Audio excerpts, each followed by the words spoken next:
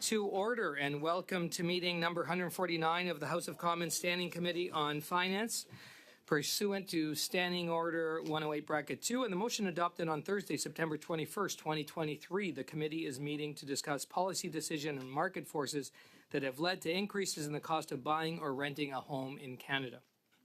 Before we begin, I'd like to ask all members and other in-person participants to consult the cards on the table for guidelines, and to prevent audio feedback incidents, please take a note of the following preventative measures in place to protect the health and safety of all participants, including the interpreters.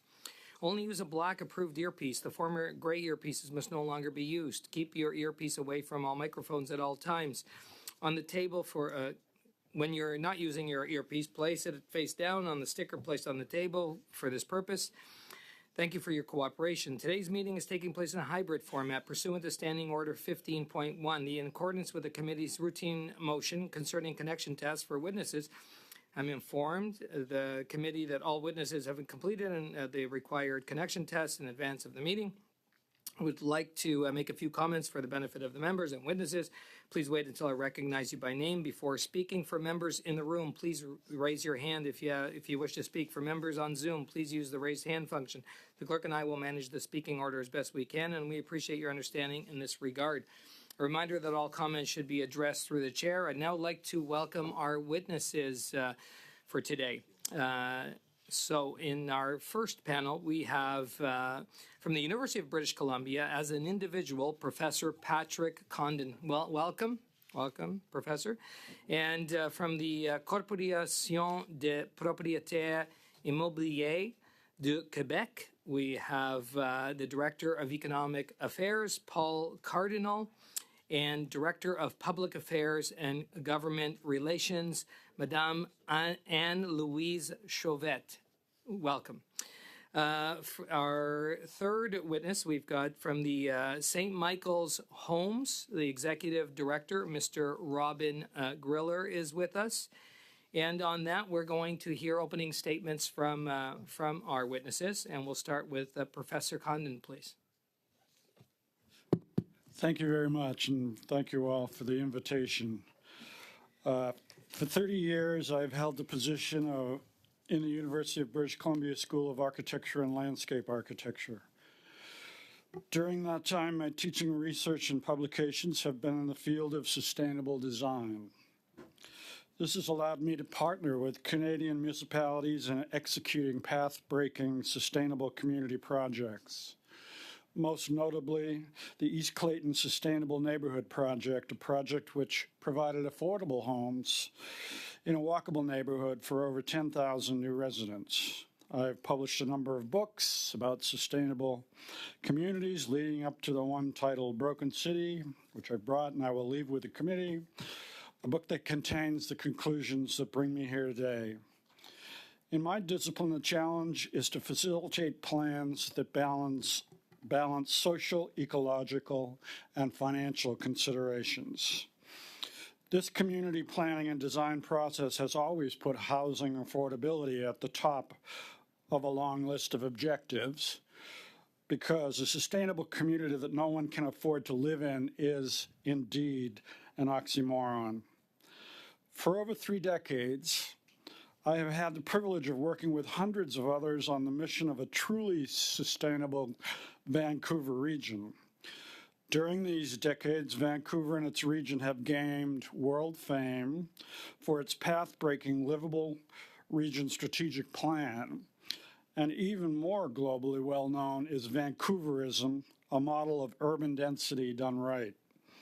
All of these efforts, supported, importantly, by local voters, led to an eventually tripling in the number of housing units in the city of Vancouver, an already completely built-out city, and that in just 4 decades.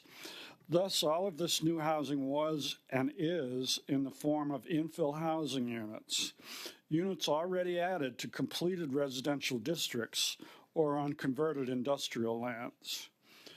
No other center city in North America has come even remotely close to this heroic achievement, this tripling of housing supply in just 4 decades.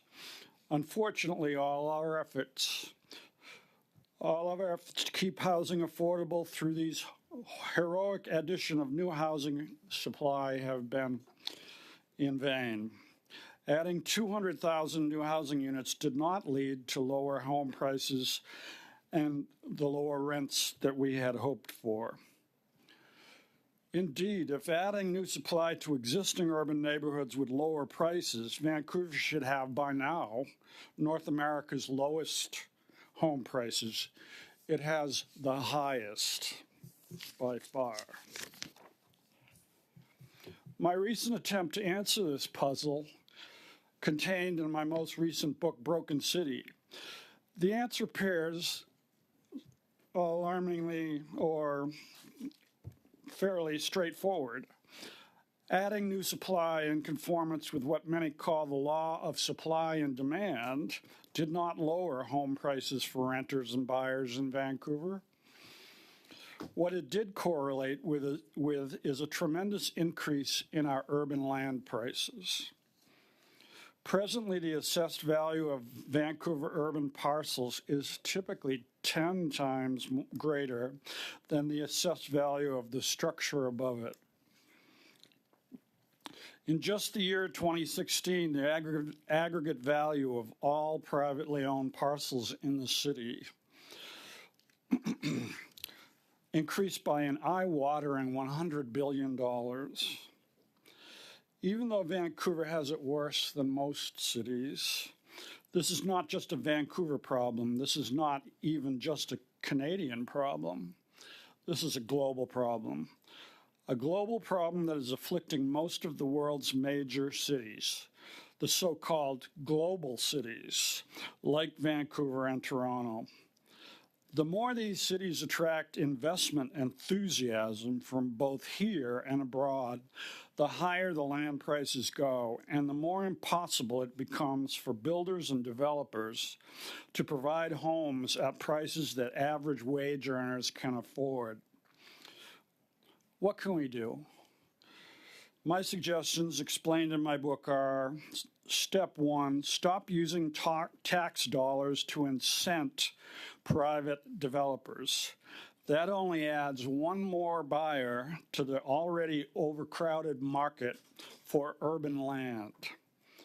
Step two, use new land use authorizations to stream publicly generated new land value into social benefit and away from the already overstuffed pockets of land speculators. Step three, use the funds thus acquired to support the expansion of Canada's non-market housing sector, a sector that was the envy of the world before this body discontinued support in the 1990s. Professor Khan, and I'm going to need you to wrap up because we're over the time for your opening statement. Yeah. No, and I'll conclude with that. Okay, thank you very much. Thank you. And you'll have a lot of time during members' questions.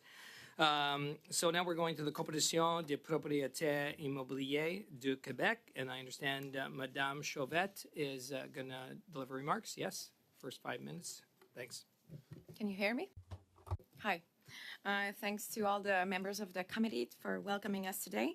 The CORPIC is representing 3,000 landlords in Quebec, so we do not represent developers but landlords for 40 years. Today, my colleague Paul will do the mostly of the presentation because we are talking about economics. So I'm letting Paul do in French. My apologies for that. Okay, yeah, Monsieur Cardinal. Mr. Cardinal.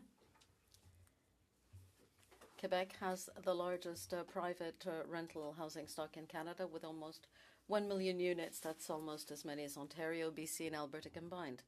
Like most of the country, Quebec has an acute housing crisis.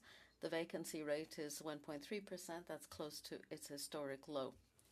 That means hundreds of families have been on the streets on July 1st, and that's been happening for years because they can't find a place to live. This leads to significant upward pressure on rents. They've increased by almost 49% since 2013-2023. First of all, migration has exploded. The number of non-permanent residents is extremely high. Most of them become renters. Property has become unaffordable to buy, and an aging population means that many people go back to renting. And for many years, supply simply hasn't kept pace with demand. There are many obstacles. Construction costs have gone up by about 40% since the pandemic, and between 2021 and 2023, financing costs for a typical rental property have gone up from 2.55% to 7.3%. But even with a better economic climate, there's structural issues, land scarcity, regulatory requirements that are excessive, lack of infrastructure and development costs have been holding back new development for decades. There has been an acceleration in housing starts for rentals, but that's because of historically low financing costs during the pandemic, and that won't come back anytime soon. Since then, construction has been in decline. It is not profitable to build new, except, of course, unless rents are very high and people just can't afford them. Affordability for rental housing is an existing stock, but there's a lot of pressure there. Renovation, maintenance, repair, and insurance costs have soared. Mortgage interest has soared, and bad debt losses are mounting. Moreover, rents are regulated in Quebec. It's also very difficult for landlords to renovate properties, and Quebec's rental stock is old and poorly maintained. From an energy standpoint, for example, we're looking at a perfect storm. According to CMHC, to make housing affordable, we'd need to build 1.2 million homes in all categories by 2030. That means 3 times as many housing starts as we have, and that's just in Quebec. But profitable rents, those that make construction of new rental properties profitable, are much higher than current market rates, sometimes twice as high. Unfortunately, this perfect storm is taking place in a context where sometimes the only way to make the purchase of a new building profitable, or one way of increasing profitability, I should say, is to renovate.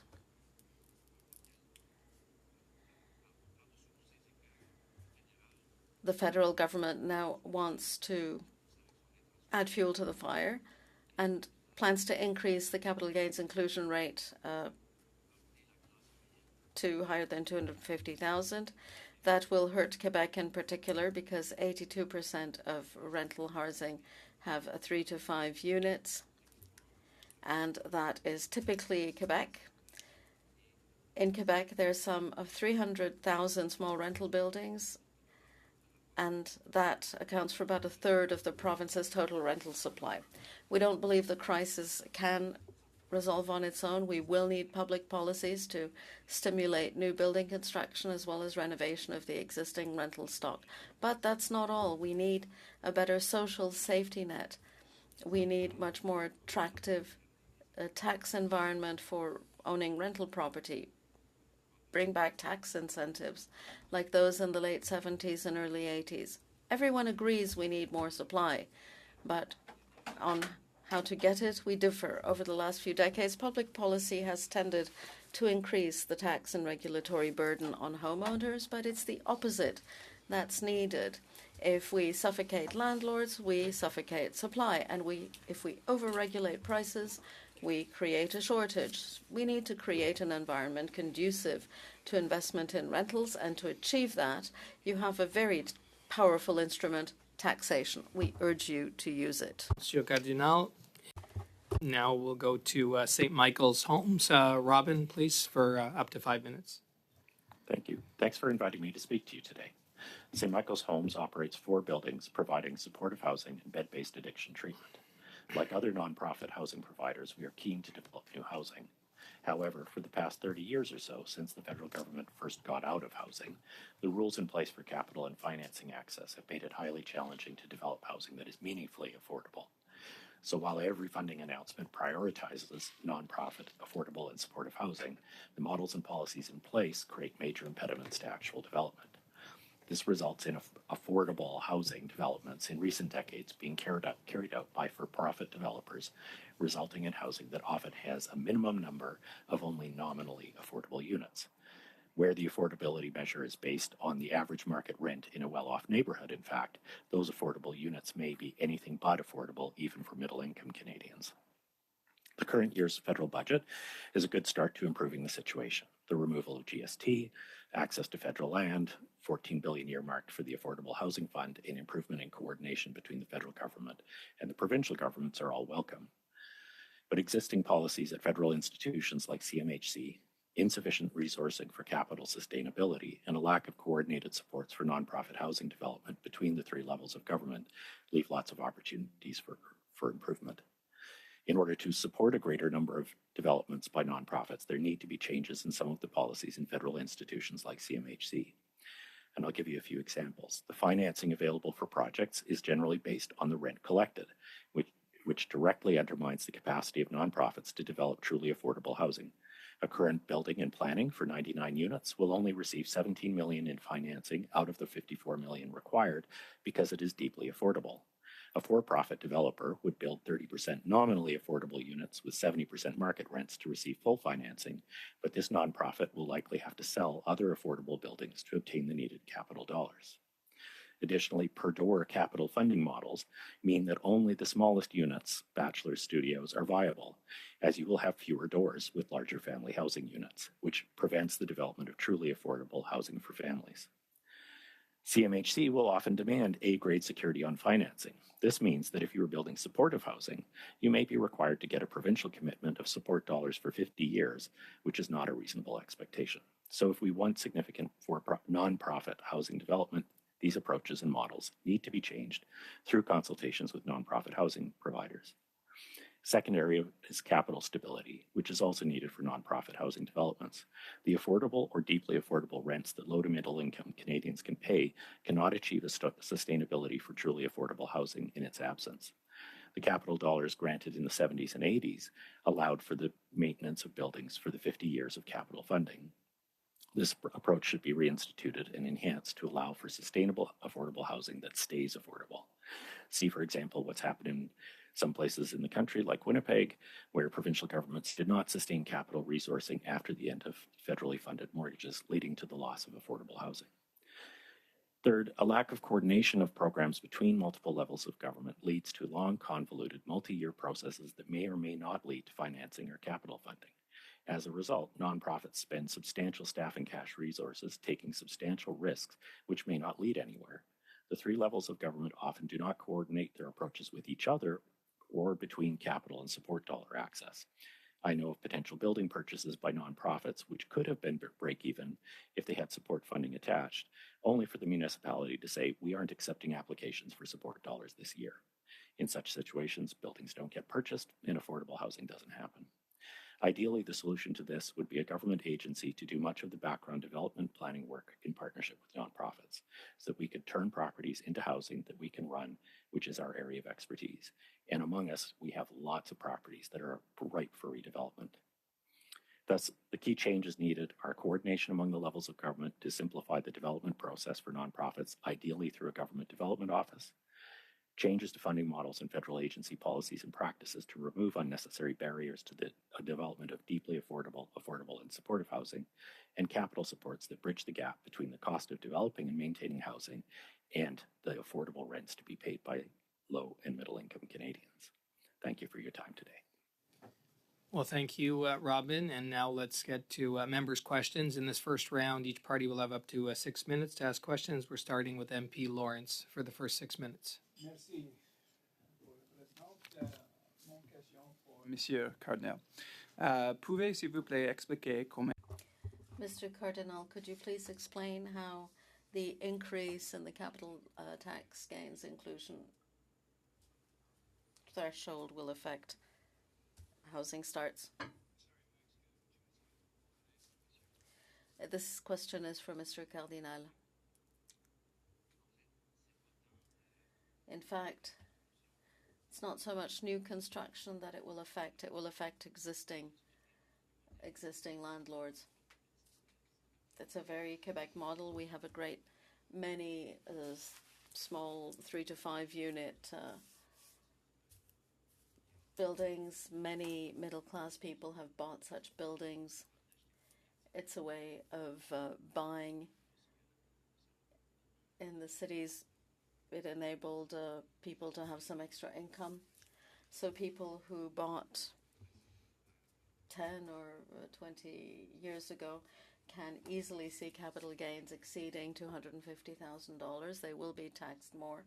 And many were counting on those assets to fund a good portion of their retirement, and now they end up with all kinds of variable scenarios.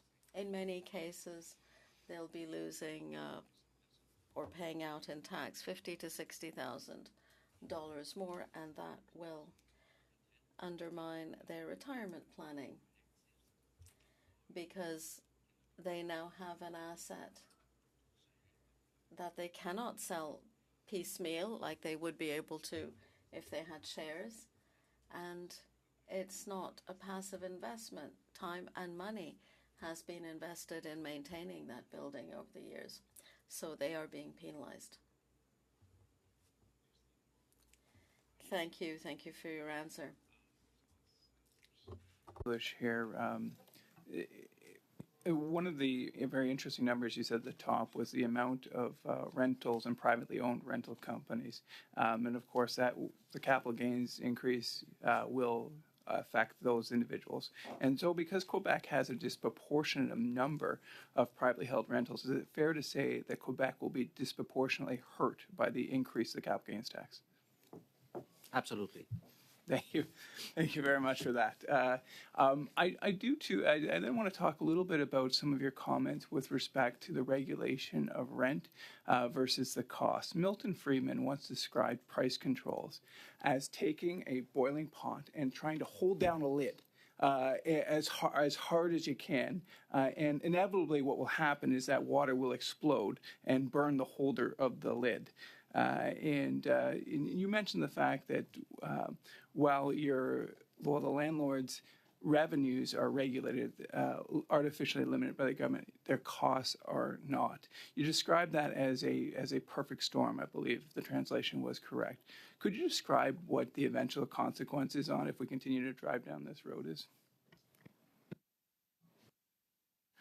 So what we're seeing now is some of those little plex, small rental buildings, because, like you said, you cannot increase rents as much as expenses increase over the last few years. There's no profitability for those people, and that causes a situation where they want to sell. Okay, so and also because they would need to invest a lot of money in maintenance and in renovation because their building is old. So sometimes what they choose to do is to sell to investors who have bigger pockets, and they can afford to put all the renters out, make a renovation during 12 months. Okay. Here. So the government has put in place there a fire sale, and given the pressure that landlords are under, do you think that perhaps caused some landlords to sell at a discount and be shortchanged in their retirement? Yeah. Thank Absolutely. you. Those are my questions. So I've got a minute, but I'll let go.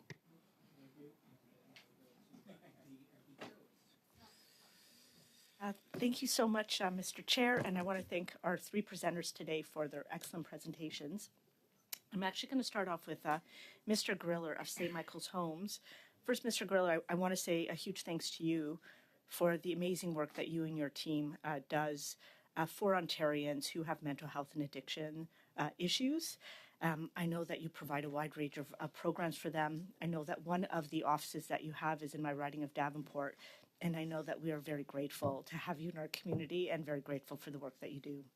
I'm also very grateful that you talked a bit about some of the good things that our federal government has included in our housing plan, the HST off the construction, the the public land that we are going to make available for affordable housing, and the need for, and the fact that we're really working hard to try to coordinate better all three levels of government.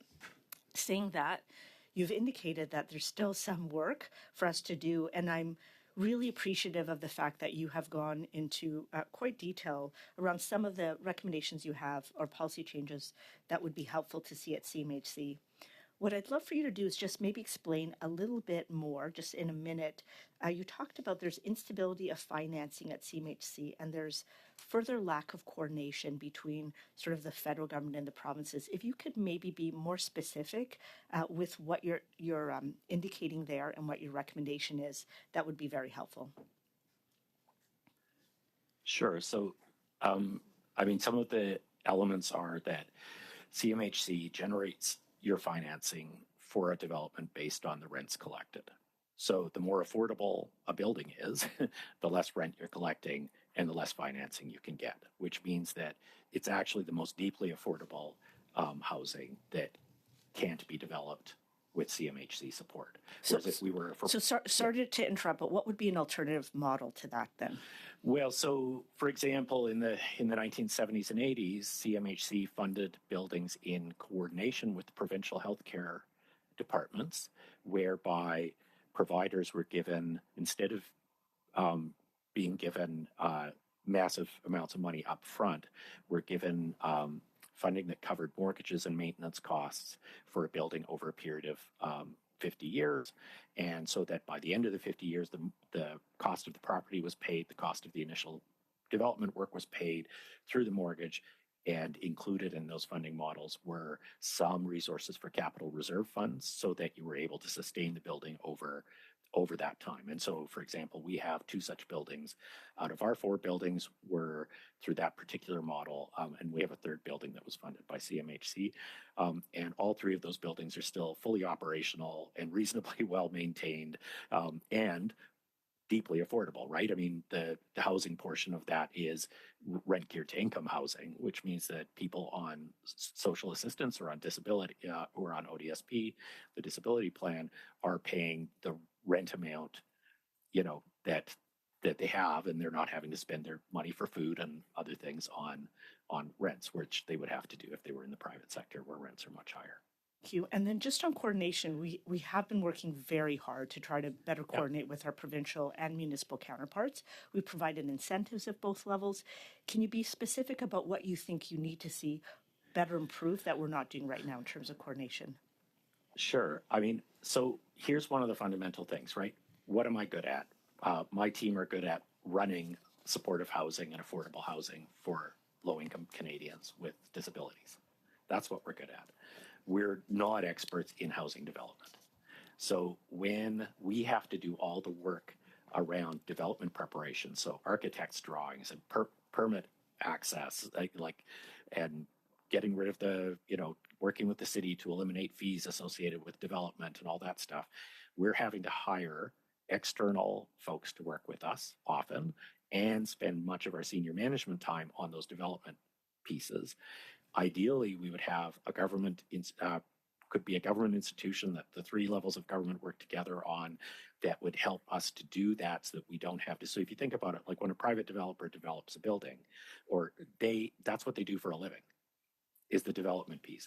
And since their model generates profit, it doesn't matter how much resource they put in advance to develop it, as long as they make a profit in the end. Since we're nonprofits, Mr. Greer, all those resources. Mr. Griller, yeah. thank you so much. I think I got your point, and I think it's an excellent one. Yeah. I'm just going to end off with Mr. Condon. Thank you so much for your presentation. I'm sorry you didn't finish. First, I really appreciate you indicating that this is a global problem in terms of the housing and the rising cost of housing, and it's happening right around the world. You had mentioned 2 very key recommendations to us, and I think you had many others. Stop incentivizing private investors, and I think also you made a recommendation around land speculators. Would you be able to maybe just elaborate a little bit on both of those in terms of what we need specifically to do? Thank you. Sure, thanks for the question. As I mentioned in my presentation, land is the problem. For example, in Vancouver, land is sold by the buildable foot, and it's about between $600 and $800 per buildable foot. while construction is between $300 and $400 per buildable foot. So the problem really, in my view, has to do with land and the out-of-control price of land. In response to the previous speaker, there's a lot of information out there that if you have free land, you can build affordable housing, that the rents will cover the price of, the rents will cover the amortization of the mortgage and maintenance costs and so forth. But we don't have free land. So what do we do? There's a couple of different ways that it can be done. One way that I promote is what the city of Cambridge has done, and they have said that they will allow double density in any part of the city above the existing zoning, but in return for 100% affordability. What that does is it creates a market for nonprofit housing providers that is not in competition with the market providers, because that extra bonus in land value only goes to the nonprofit provider. Now, each different city would have to look at their own economics separately. Adding CMHC funding, as the previous speaker has mentioned, would be a good way to support that. But the key point I'm making is the problem here is it's not the cost of the building. The building might have increased in cost by 30%, as was just mentioned, but the cost of the land has increased by 500%, and policy mechanisms are available, notably through zoning and development charges, to manage land price. Zerowitz, now to MP Sainte-Marie, please. Merci, Monsieur le Président. Premièrement, Thank you, Mr. Chairman. First of all, congratulations to all the witnesses. Thank you for being here and for providing such informative briefs. Just before putting my questions, I'd like to answer Julie. She was talking about coordination between administrations, levels of government. What we're seeing in Quebec is that the delay between money approved in the budget and money actually flowing on the ground, there's a 2 or 3 year gap there. So given the increase in costs, it would be great to improve coordination and make things move faster. Thank you for all the points that you raised in your presentation. I understand that we were going to receive your PowerPoint presentation once it's been translated into both official languages. We'll be very interested in seeing it. I'd like to come back to the capital gains inclusion rate, the new change, because this can cause unfairness. The purpose of the bill, we should be seeing a draft version. The point is to provide more fairness between millionaires who are actually paying lower tax rates than people on much lower pay. So we don't disagree with the principle, but there is a negative impact, and your members often bear the brunt of it. As you said, 82% of rental apartments in Quebec are in 3 to 5 unit buildings, triplexes, fiveplexes, and people are often using that as a pension fund. You put money into your multiplex all your working life, and then on retirement you sell it, and that's your pension. And these are the people being penalized. Could you please tell us what the government might consider this summer as solutions to solve the problem? That's a very good question. Yes, we did point out that this penalizes the owners of small rental buildings in Quebec, and those are very largely in the middle class. They often live in the same building and manage the other units which they rent out. When the change to the capital gains inclusion rate was announced, there were articles in the media, stories about people who are on low income, 60 or 70,000 a year, but had managed to buy a small rental building, but they bought it 30 years ago, and they spent their lives putting money into it. So this is really going to hurt them. You also suggested or asked for alternative solutions. We believe there should be an exemption for those 2 to 5 unit buildings. That's what we would like to see. Otherwise, there are other possibilities. In some OECD countries, I've seen that when the capital gains are achieved over a short period, it's a much higher inclusion rate, but when the capital gains have accumulated over a large number of years, the inclusion rate is low or in fact non-existent. So what you're suggesting is to exempt people with small rental buildings. And we could look at what some other OECD countries do, where the inclusion rate is progressive. If the capital gains have accumulated over a long period, the rate is much lower. So we will try to suggest these options to the government and see if we can persuade them. The threshold, the inclusion rate is now 250,000. That's where the rate remains at 50%. You've said it's insufficient for most of those people. They can't take that rate annually. The deduction happens once because they sell that building once. So if we were to amend that threshold for a once-in-a-lifetime sale, what would be the amount that would best protect your members? We have looked at that. It remains somewhat arbitrary, but we believe that doubling it to 500,000 would prevent many of the problems.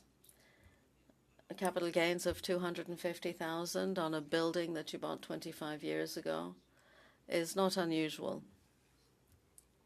So there again, if this measure is supposed to target the ultra-rich and not the middle class, increasing the threshold to 500,000 for the owners of small multiplexes would be very useful.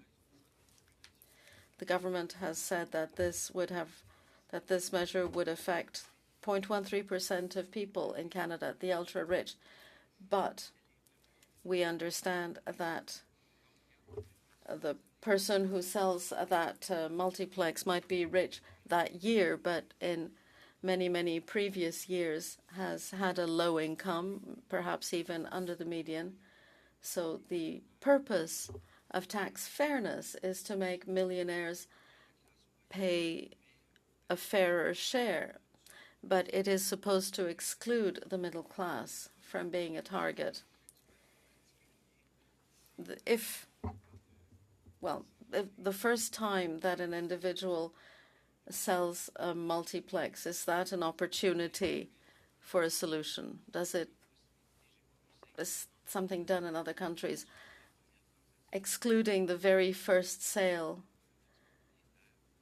would once again make small landlords a target, because that year, the year of sale, they're considered wealthy. Davies, please, for the next 6 minutes. Thank you, Mr. Chair, and thank you to all the witnesses. Professor Condon, in your opening statement, you noted that increasing land prices are a global problem affecting most of the world's major cities, the so-called global cities like Vancouver and Toronto, as you identified. Could you outline briefly what factors you believe are driving that phenomenon? It appears that the driving factor is the global increase in the asset value of all assets, but particularly urban land. Globally, urban land is the asset that is now up to 45% of total fixed asset value. So this is the underappreciated fact of the day, in my view. And, excuse me, and the driver appears to be, first of all, inexpensive money, which became incredibly inexpensive during the COVID experience.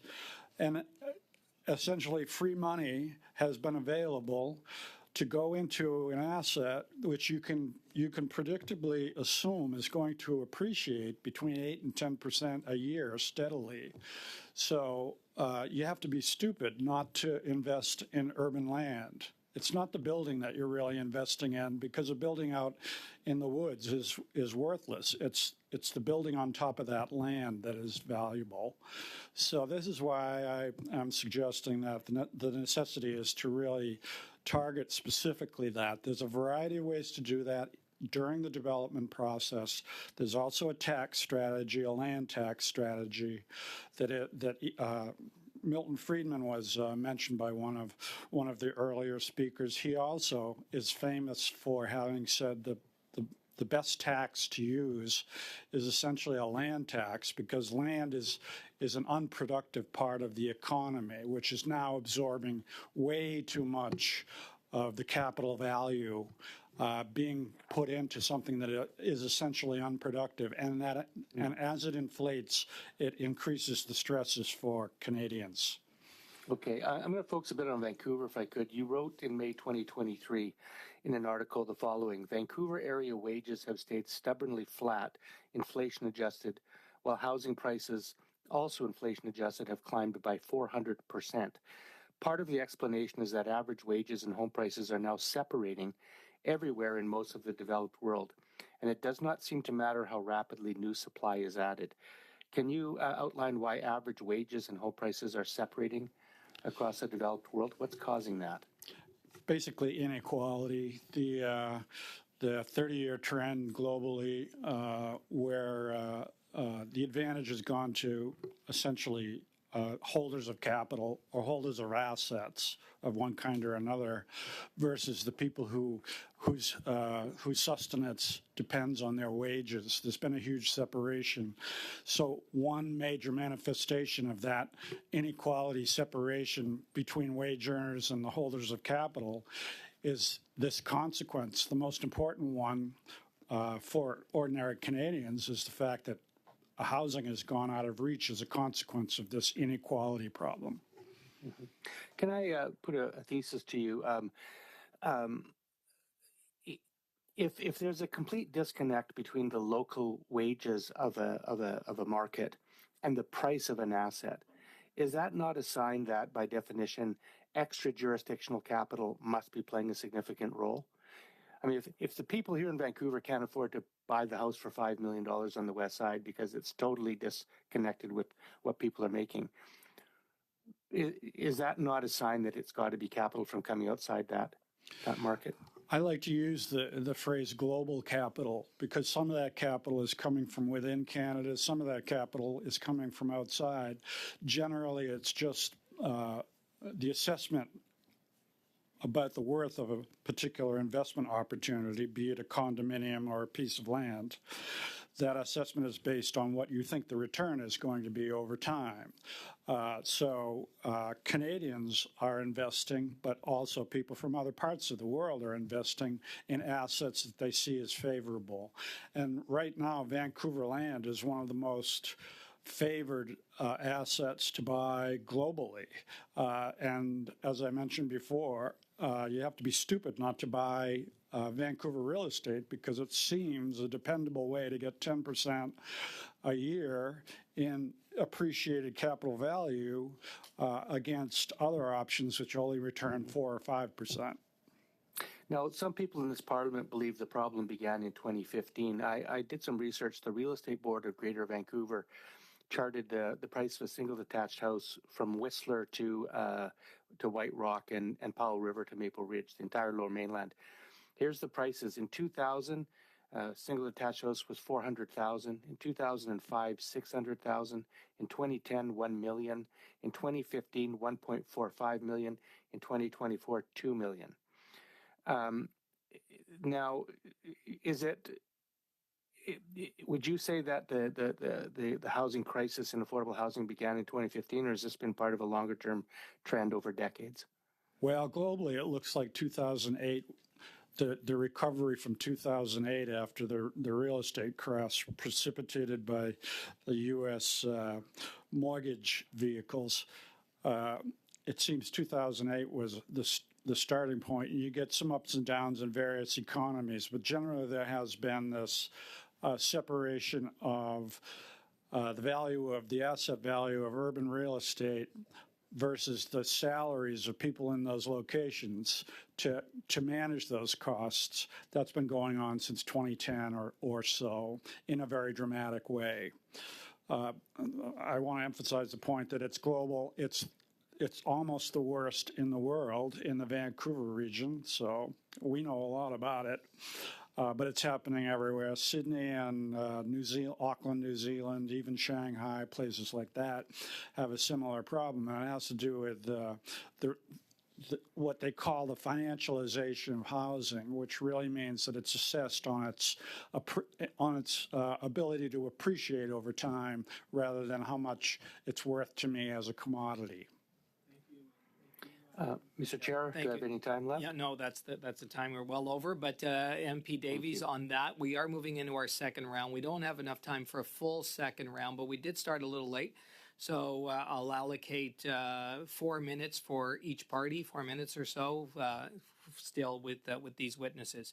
And we'll start with, I believe it's not MP Lawrence, it's MP Chambers for the first four plus minutes. Yeah. Thank you very much, Mr. Chair. I appreciate the testimony from our witnesses here today. I think it's been an excellent panel. I did provide notice of a motion to the clerk, which has been distributed, so I would like to move that motion now, Mr. Chair. That the committee hold no less than 4 meetings devoted to a pre-study of the Ways and Means motion introduced in the House of Commons on June 10th, 2024. That is the capital gains Ways and Means motion. That at least 1 meeting be held prior to June 25th, and that witnesses may be submitted by each party prior to Friday, that would be tomorrow, at 5 p.m. Mr. Chair, we've heard from some witnesses today some very important testimony about the impact of this on, in particular, landlords.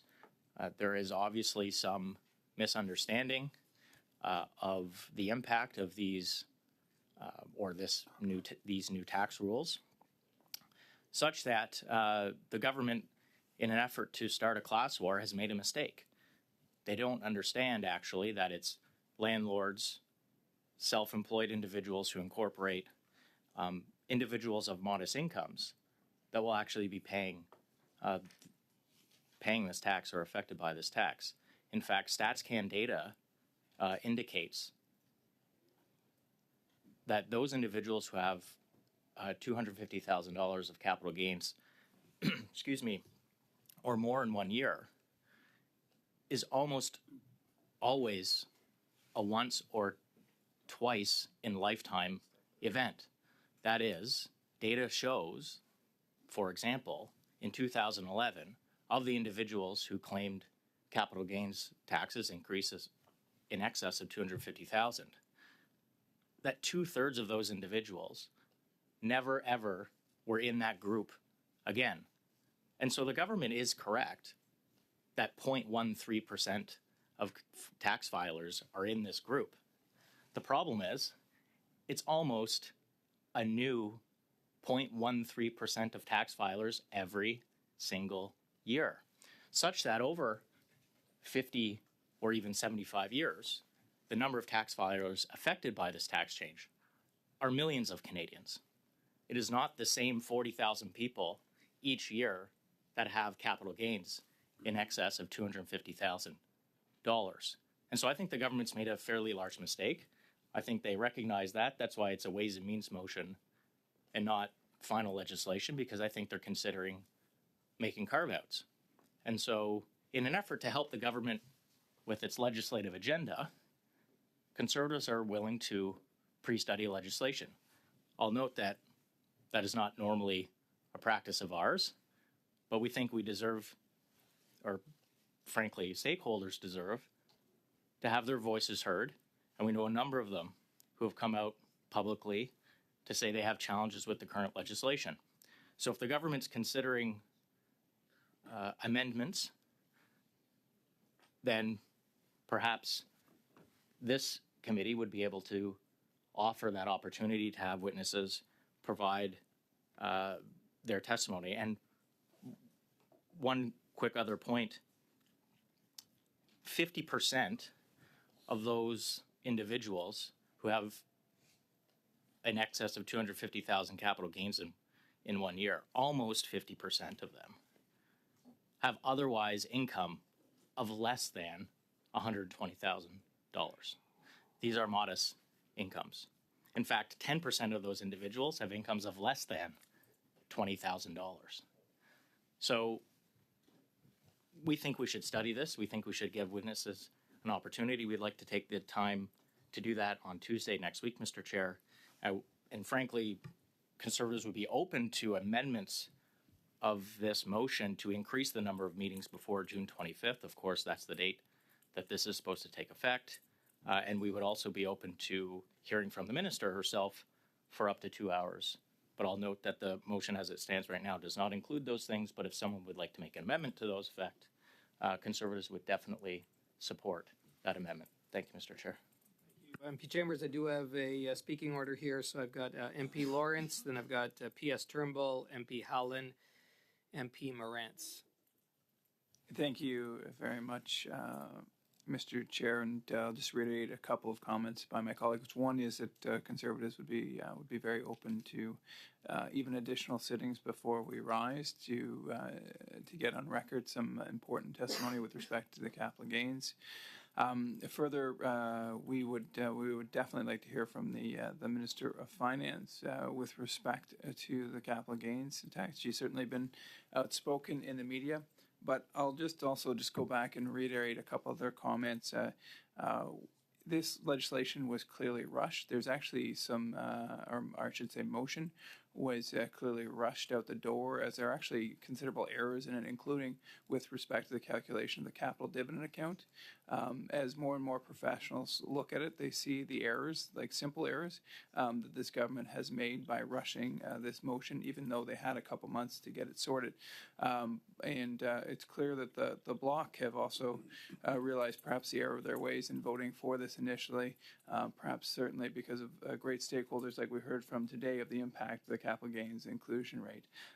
We believe that considerable study needs and just to build is needed. And just to build also on my colleague Mr. Chambers' excellent comment, I'll put it a little bit more crudely than because I'm not quite as eloquent as Mr. Chambers, but the reality is that only 1% of Canadians will die each year. But in the end, 100% of us will pass away. And that is the analogy I would use here, that it may only be a relatively small portion in any given year.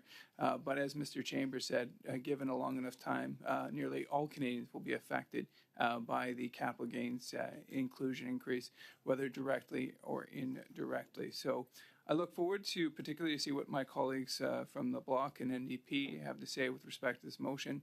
But it's relatively rare that an opposition party would move to a pre-study of government legislation. But we definitely see that there is an opportunity, in fact, I would say a need to discuss this further. And once again, I would reiterate Mr. Chambers' comments that Conservatives would be very open to additional meetings before we rise to it's, what are we at today? We are at the 13th. By the 25th, Canadians will have to decide whether they sell their property, sell their assets, realize the existing capital gains inclusion rate of 50%, or wait until after the date of the 25th. And so I think time is of the essence, and we owe it to Canadians to give them a better understanding of the capital gains tax increase, and so that they can understand and decide their affairs more fittingly. In fact, the limited time is unfair in itself, but at the very least, we owe the Canadian public more of ability to hear from witnesses and testimony about the impact of the increase in the inclusion of the capital gains tax. At this point, I will pass on the floor. Thank you. Un rappel au règlement, Monsieur le Président. Oh. Donc, Point of order, Mr. Chair. I would ask for the committee's consent to let the witnesses go. didn't realize we'd have so much discussion on this, but we are having, even though it is about what we are studying, is about somewhat housing. But we thank our witnesses for coming before our committee. We wish you the best with Mr. Chair, I the have a rest of point of your order. day. I'd like to respond. Sorry, MP Davies, I didn't see your hand. Yeah, to the point of order. Yeah, I have a feeling that we're going to have agreement on the motion, but these are very valuable witnesses. We did have a programming motion that said that we would study the housing. This is the NDP's study. I have more questions I'd like to put to these witnesses. I have a feeling that this motion will pass. So I would ask the indulgence of my colleagues to maybe push us towards the end of the movement, end of the meeting, and finish off this round with questions of these excellent witnesses that I would like to continue to question. Thank you, MP Davies. We do have excellent witnesses, and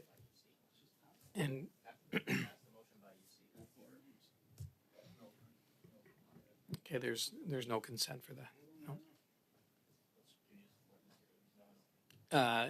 MP Davies, MP Chambers asked to pass this on unanimous consent, and I heard a no, so that's not possible.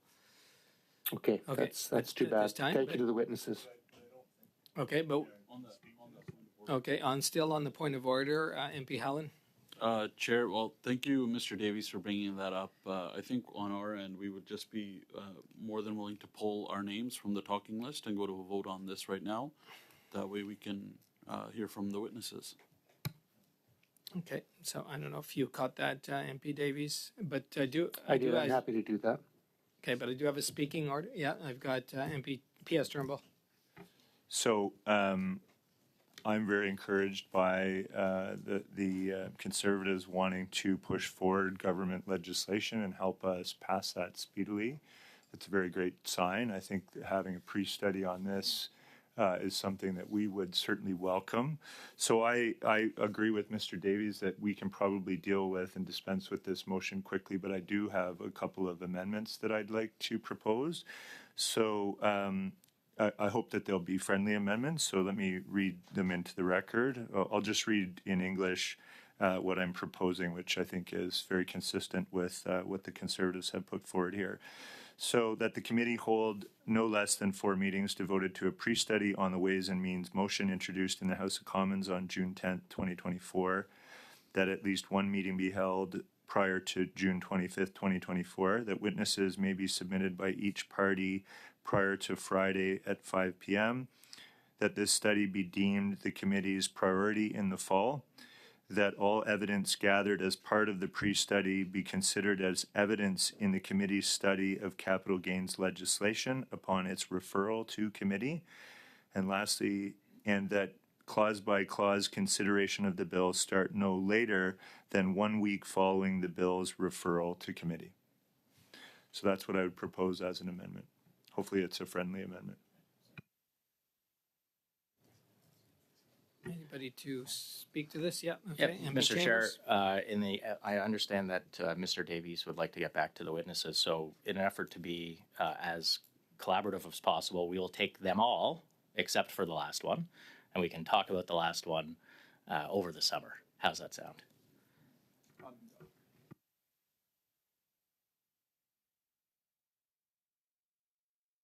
If we want to defer that to after the witnesses, I'd be happy to do that. If we want to defer we'll that to the end of the meeting, I have that. Oh, my apologies. I didn't mean to interrupt. Sorry, I thought you were done wrong. Please. Yeah, I mean, I agree with Mr. Davies. I'd like to hear from the witnesses. This is an official amendment. Yes. Yes. Yeah, this is an official amendment. Yep.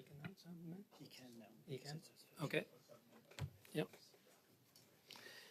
Yeah, MP Chambers. Okay, I'll sub-amend it to just strike the last clause by clause, and so that we could get back to witnesses, we could have a vote on this right away, and we'd be more than happy to discuss what a reasonable clause by clause start date. I don't think we have to pick that in June when we don't even have the final legislation yet. So, because we know that carve-outs are coming. Hopefully, they might be coming for some of the witnesses here today, but we don't want to, program all the way to legislation we haven't seen yet for a clause-by-clause start date. So we're happy to accept everything else. Thank you, MP Chambers. P.S. Turnbull. Yeah, I mean, I'll just say that I think I'm opposed to that sub-amendment, but we can go to a vote if the members on the Conservative Party want to just vote on the sub-amendment, we can. Maybe we can dispense with this quickly. Members? So we got to vote on the sub-amendment, then the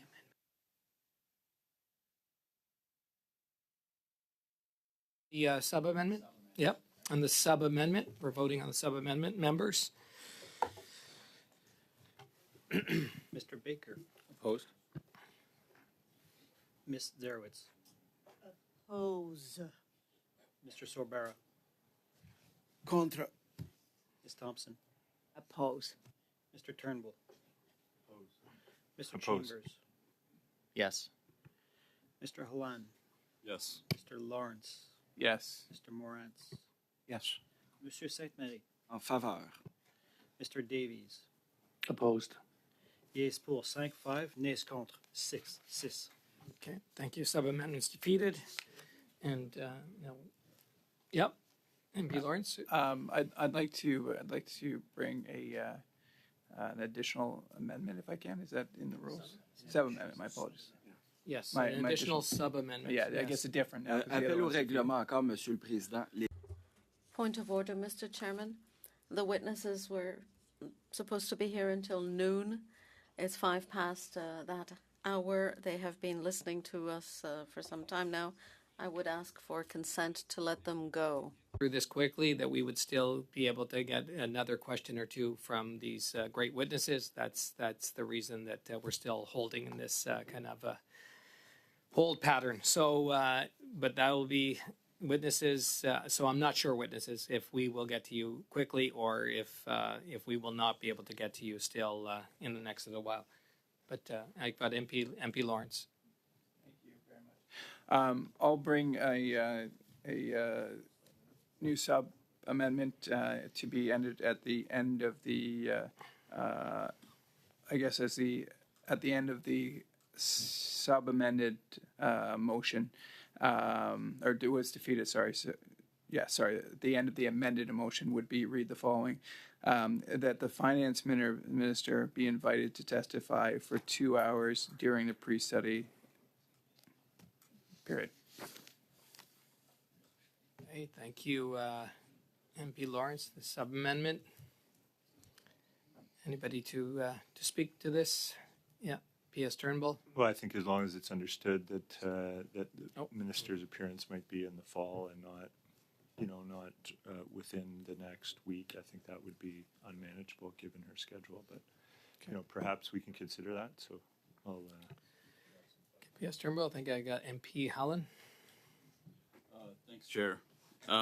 Yeah, I agree. I think the Minister of Finance definitely needs to come and to try to defend her this job-killing hike on the capital gains tax. The problem is there are some claims on her end about this not affecting plumbers and others that I think she needs to come here and defend. I also wanted just to talk briefly about the clause by clause because we technically don't even have the legislation in front of us. So to jump the gun and to put clause by clause in there now, I think that's something we should talk about, seeing if Mr. Turnbull would be willing to pull that out until we actually get the legislation. Then that's something that we can always, introduce a motion on later on, just something to consider.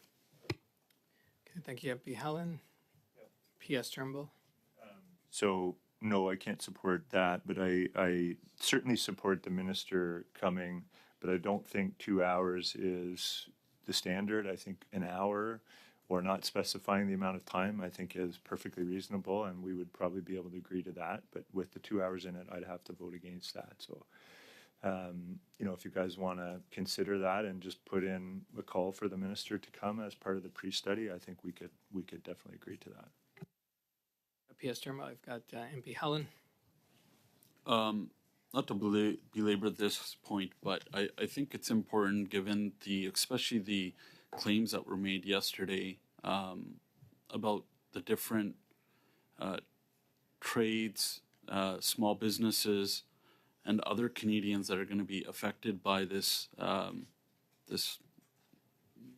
tax hike, I think it's important and prudent that we get as much testimony from those people that these claims are being made from the Liberals, that it doesn't affect those people, those entrepreneurs, the small businesses, the grandmas and grandpas that just wanted to leave something for their kids and their grandkids. So I think the more testimony we can get, and I think it is reasonable for this kind of legislation, which is it's a pretty big change, and the effect that it's going to have on Canadians. I think it's reasonable for her to come for 2 hours and answer to, especially after we have witnesses that are plumbers and carpenters, to answer some of their questions while she's here. So I would just suggest that maybe putting a 2-hour limit would be good. So I'm sure we have a lot of people have a lot of questions. There might be home builders that want to come in and talk about how bad this will impact them as well. Point of order, Mr. Chair. Of order, MP Davies. I'm just wondering, this is dragging out. I'm just wondering, can I ask my colleagues if we could postpone this debate until the next panel, perhaps the last half hour of the meeting, where we only have department officials? Because we do have witnesses from the parties here right now, and we could at least have our 4 minutes of questions with these witnesses, and then we could carry on the debate on this motion. Again, I think we're going to come to an agreement on it, but it makes more sense to me to have it in the next part of the meeting where we have department officials who can always come back much easier, and I think there's far fewer questions to them than to these witnesses. Can I ask us to adopt that strategy here? I'm looking at the members from what they've heard from MP Davies. I see people nodding in favor. What time? So we're going to give each party up to around 4-ish minutes, and we're going to go for the next 20 minutes or so. Yeah. And then we could pick up the debate right after that, if they want. Are members in agreement to that, or? Before we agree, how long do we have resources today? Well, we have till 1 for sure, because that's when we were set up for, right?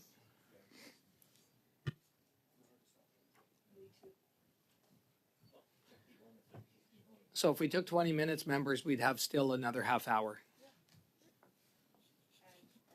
Okay, well, in the interest of being collaborative with our NDP colleague, Mr. Davies, who I know wants to hear from these witnesses, we would agree to move this towards the end so that we can hear from our witnesses. Members, yes?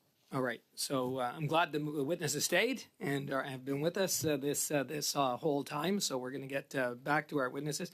Where did we last leave off? We had just started with. Okay. Yep. Okay. So it was the Mr. Halan. Yes. Was it Mr. Halan? Mr. Chambers, MP Chambers. So you were the first to go for these witnesses for 4-ish minutes. I'll yield my time back to the floor so that my colleagues can ask questions that they wanted to. Okay, so we've got MP Baker. Yeah, MP Baker. Thanks very much, Chair, and thank you to our witnesses for being here. Pour Monsieur Cardinal, une demande. 2 brief questions from Mr. Cardinal. Could you please submit to the committee compile data on all major work done on rental housing units in the past few years?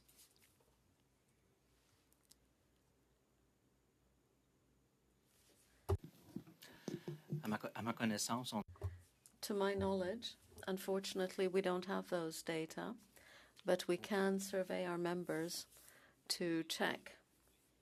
Well, the best information you can provide will be good. Could you please also submit data on the number of landlords per rental property?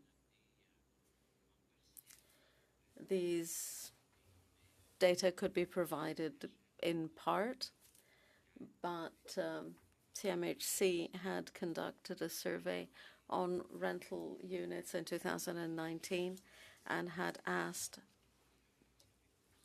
about the types of landlords in the housing stock. So I could provide some information. Professor Condon, thank you for being here. We've only got about 2.5 minutes left, so I'll be concise. If you can be as concise as possible, we'll get through as much as possible. My colleagues may remember this. Back during our pre-budget consultations when this committee was traveling in Toronto, we had a gentleman named Joe Polito, who happens to be from my riding of Etobicoke Centre, come and present to us. And he provided a presentation on how we could do more to make housing more affordable. But he explained how he thought a land value tax could help make housing more affordable. I think he was speaking to the issue of trying to incent those who own land to put it to good use. In other words, to develop it so that there was housing available for folks rather than sitting on it and speculating it. So do you agree with his argument that a land value tax could make housing more affordable? And if so, why?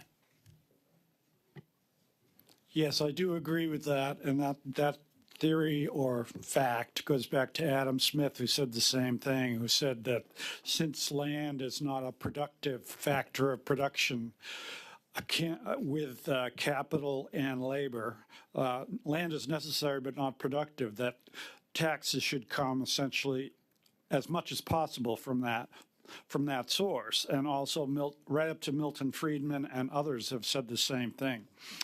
Point two, it is a good tax. It would be politically very difficult to change the taxing strategy that we have. So if you all can figure out how to do that, that would be great, because we don't emphasize land as a land value as a destination for tax, and the credible theory for that is that by taxing land instead of income or instead of capital gains like you're considering, you do not undercut the vigor of the economy, and it ends up making things like housing more affordable because they will be valued for their use value only, rather than their asset appreciation value. I promise to be short, so I will. Next 10 seconds is, if it's politically impossible to restructure the world around a land value tax, there are also other mechanisms which have to do with zoning regulations and things like bonus density and so forth, which are policy tools that do the same thing. They mitigate what would otherwise have been a land price inflation in the absence of those policy requirements. And I'm going to go to MP San Marino. Oui, merci, Monsieur le Président.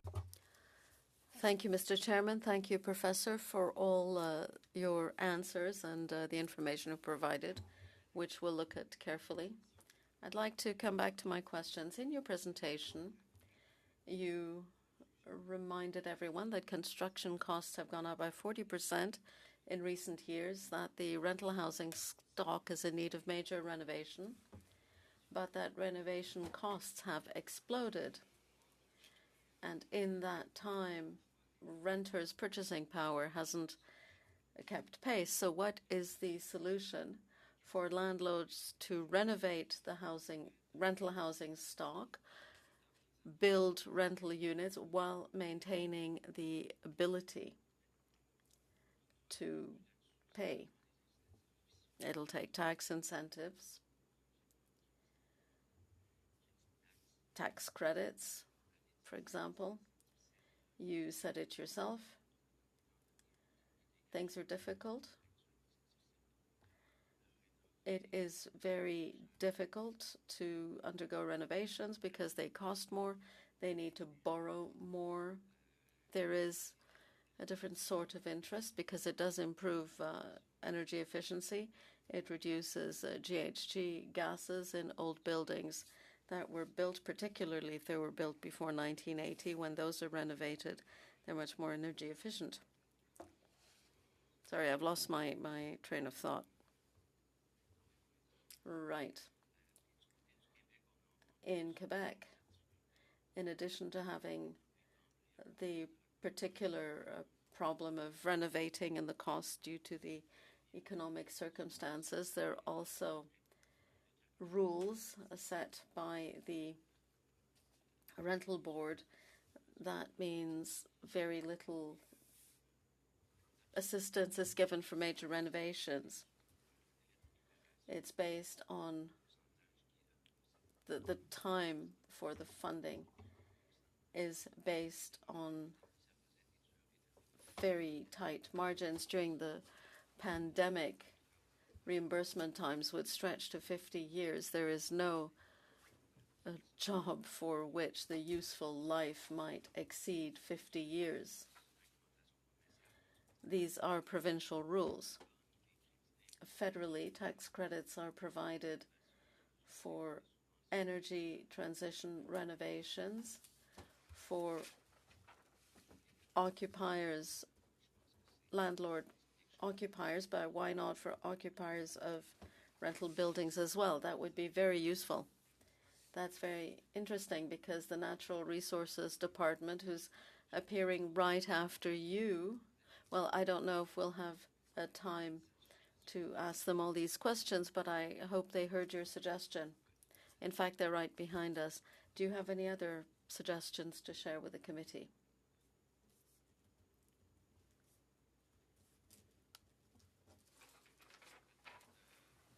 Perhaps come back to the Quebec model and small rental buildings. People who look at urban planning issues, it's the missing middle we keep hearing about in a lot of surveys and papers. We have many low-density buildings in urban areas close to services.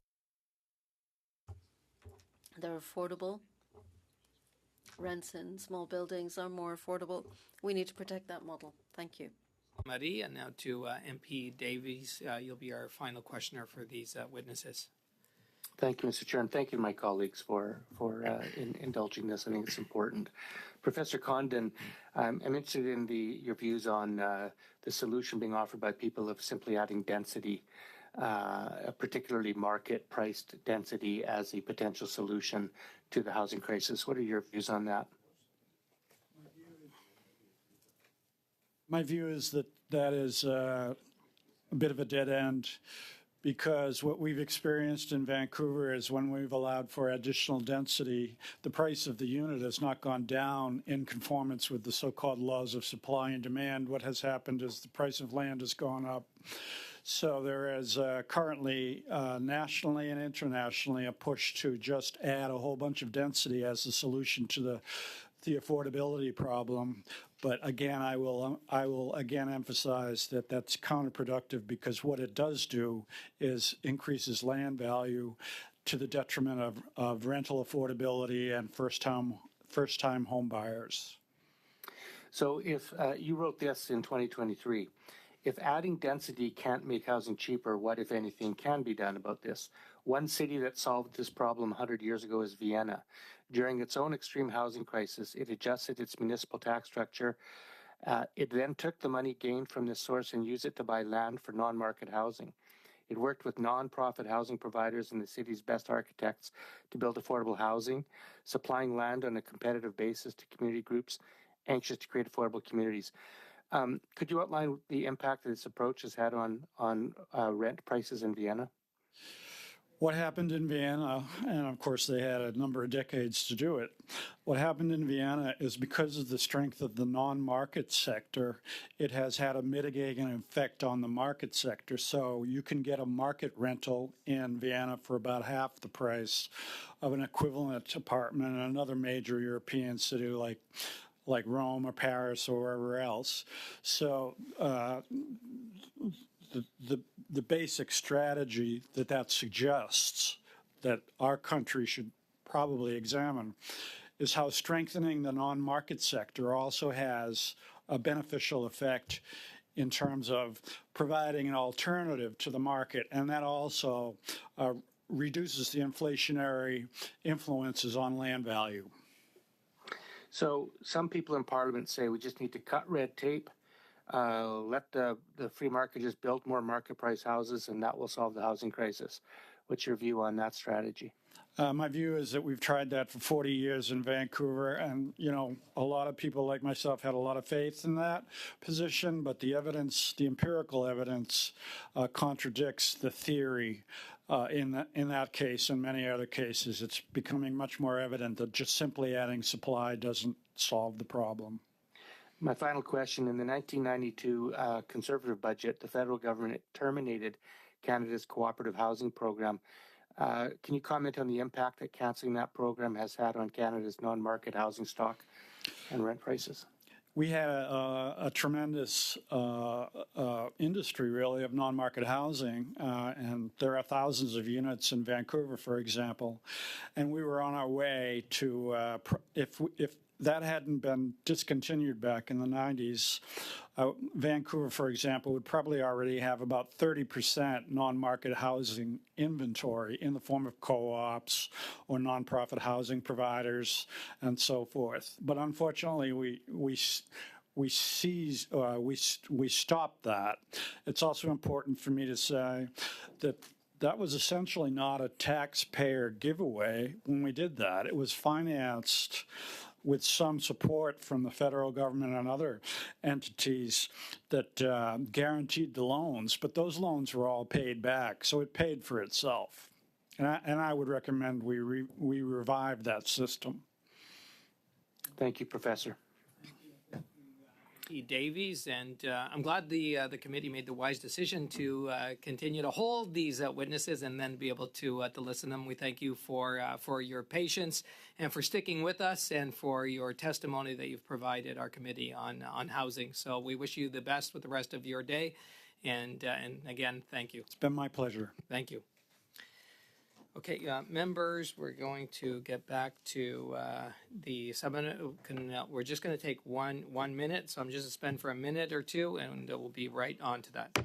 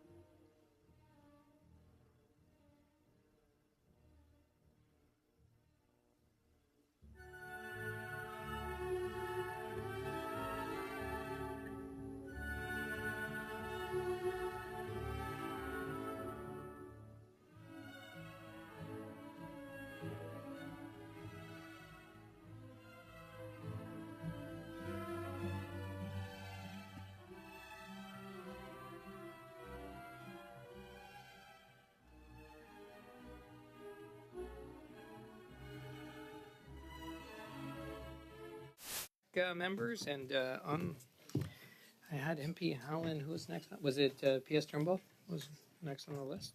I think it was. Okay, I think it was P.S. Turnbull. Were you on the list next, or is MP Chambers? Huh?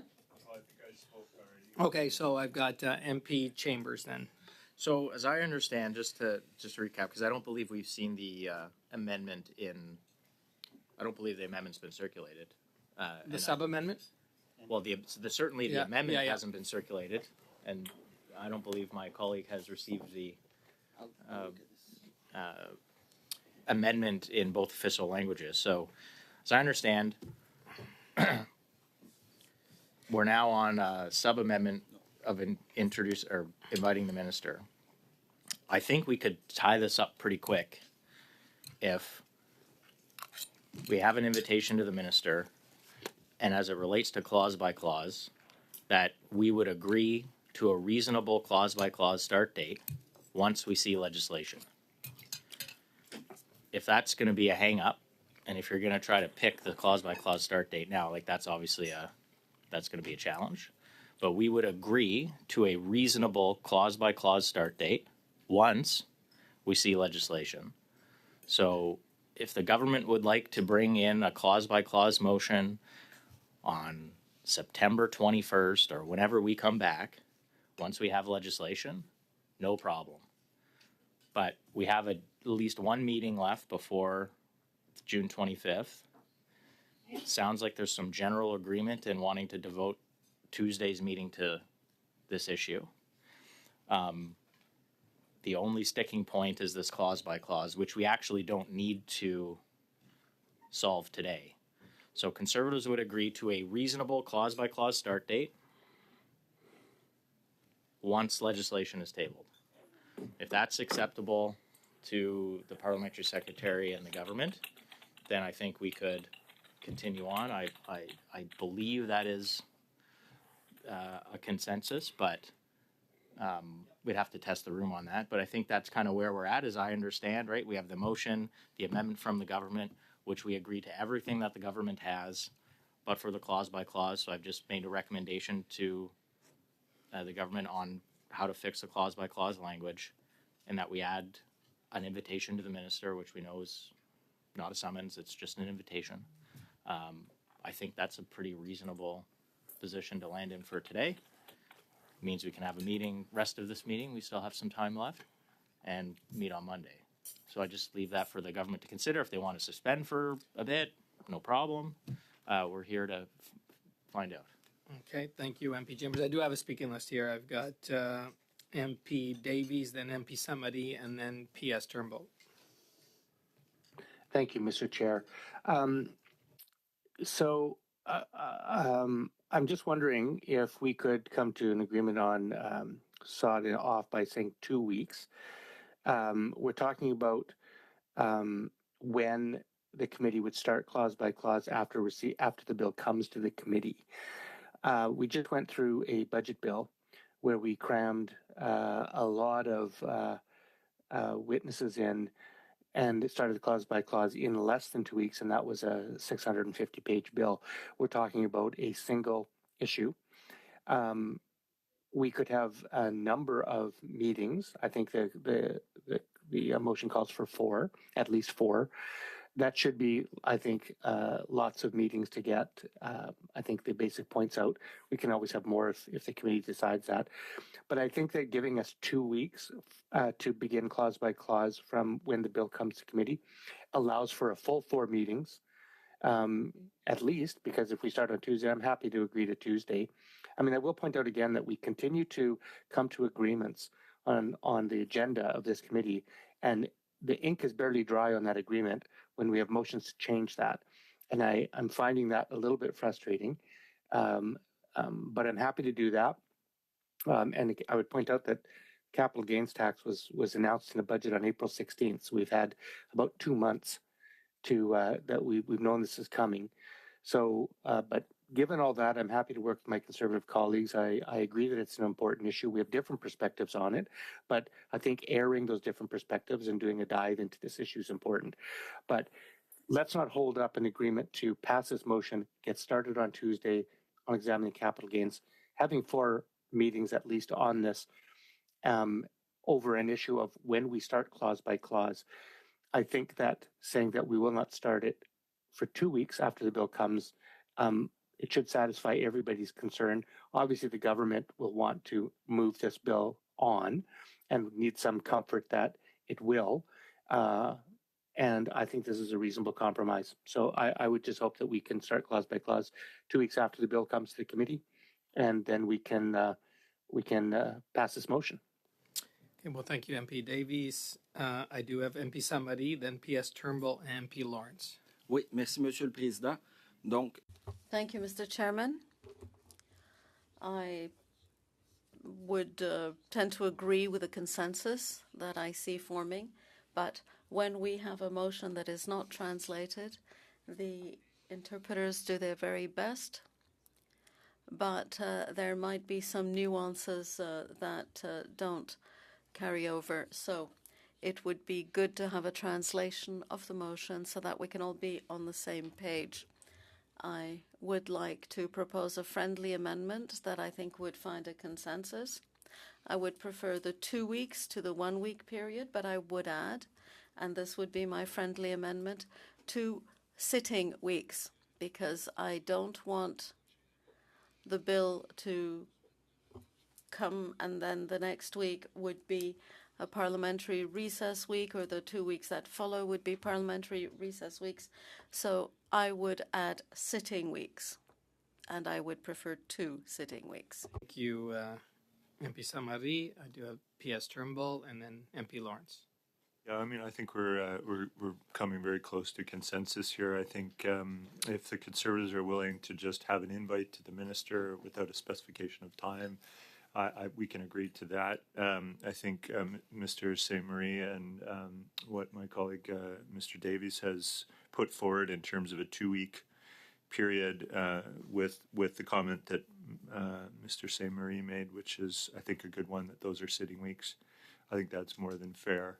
I think I can see consensus building around that, and I would be, and I'm grateful for the Conservatives having put forward a pre-study on such an important piece of government legislation. We don't often see that, so I really do appreciate the willingness to collaborate and work together on this. Lawrence. Thank you very much. Would it be too much to ask if the clerk could perhaps read the amended clause by clause sub-amended, what that line says there? What does it say now? If you don't mind, I can read the entire That'd be great. motion Thank with you. the amendment and sub-amendments. That the committee hold no less than 4 meetings devoted to a pre-study of the Ways and Means motion introduced in the House of Commons on June 10th, 2024. That at least 1 meeting be held prior to June 25th, 2024. That witnesses may be submitted by each party prior to Friday at 5 p.m. That this study take priority over any other study in the fall. That all evidence gained in this study be taken into consideration during the study of the capital gains legislation once referred by the House of Commons. That clause by clause of the capital gains bill start 2 sitting weeks after the bill is officially referred to the House of Commons, to the Finance Committee by the House of Commons, and that the Minister of Finance and Deputy Prime Minister be invited to appear during this pre-study. So I think my summit was for 2 hours for the Minister of Finance.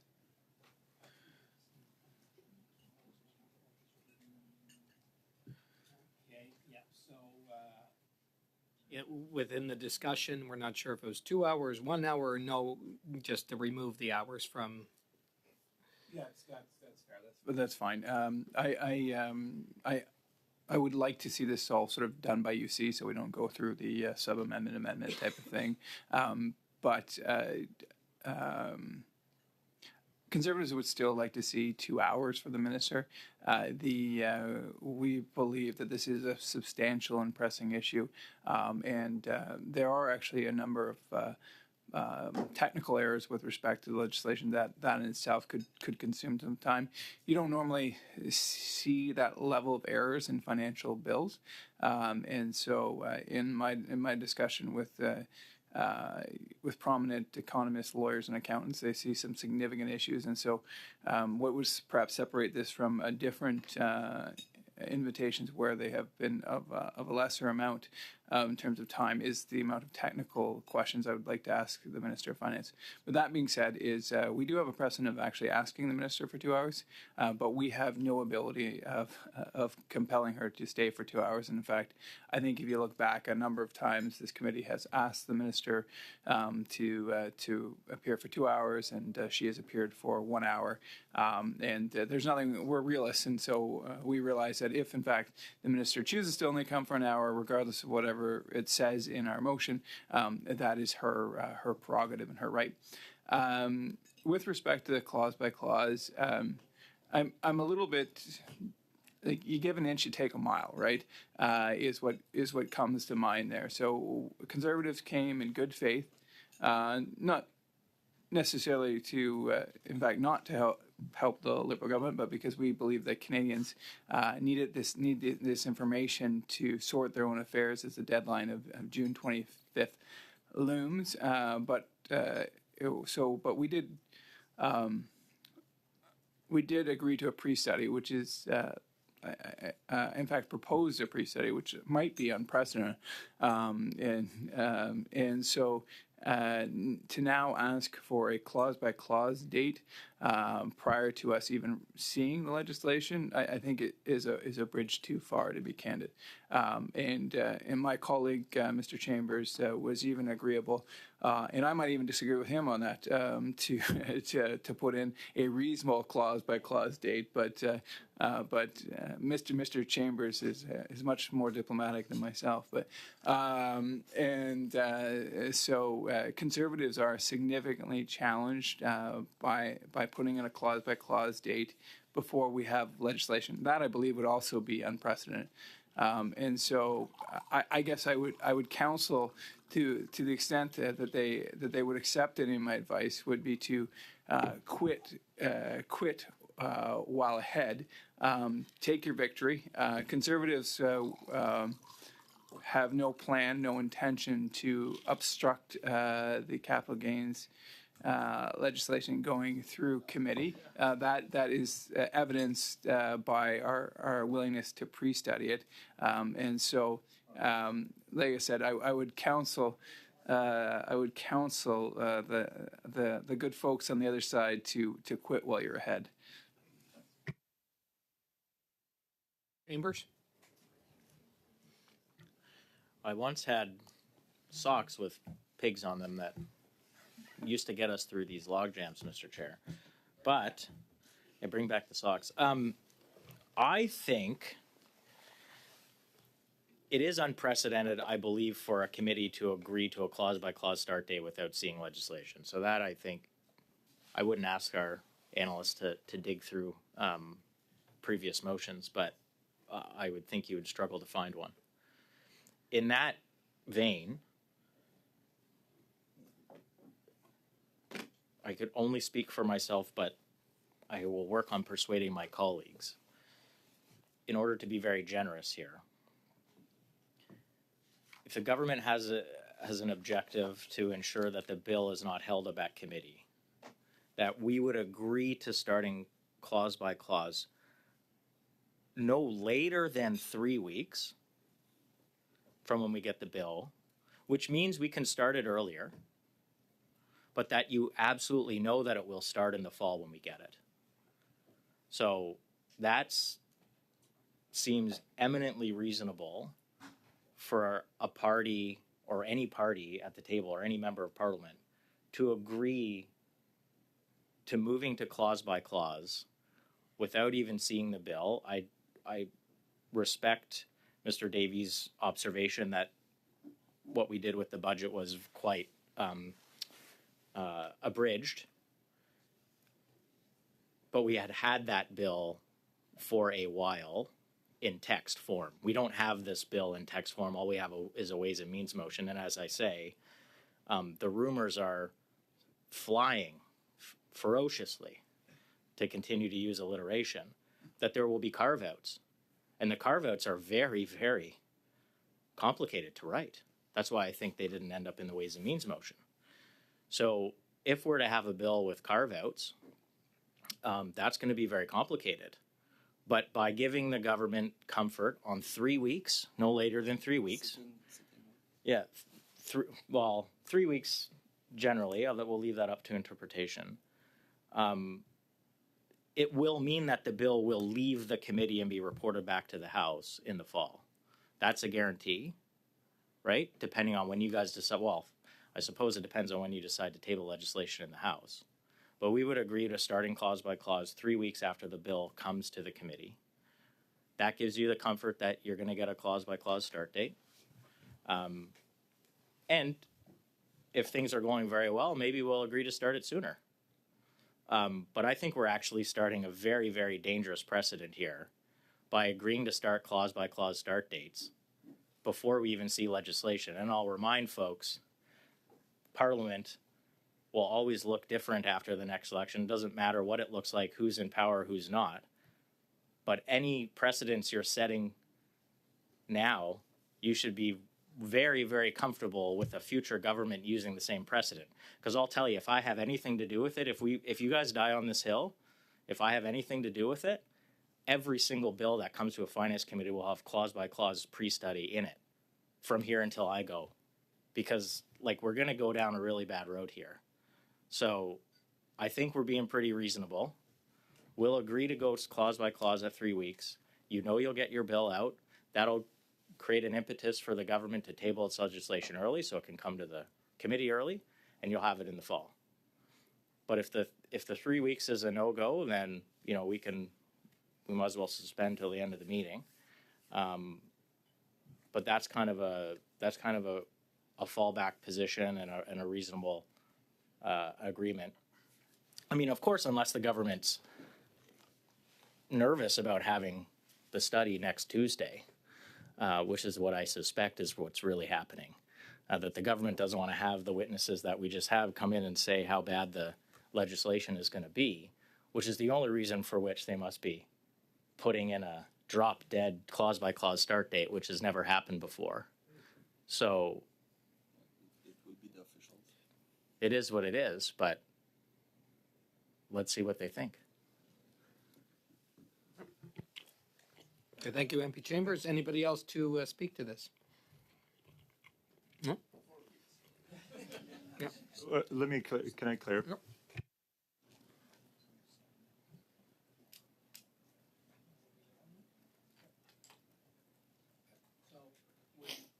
Are we going to vote on the sub-amendment? No, I was going to ask. PS Turnbull? So I'm not sure where we're at, but it seems what the clerk read out and what Mr. Chambers just mentioned, I thought we were moving towards consensus in terms of having an invite to the DPM, which was fine.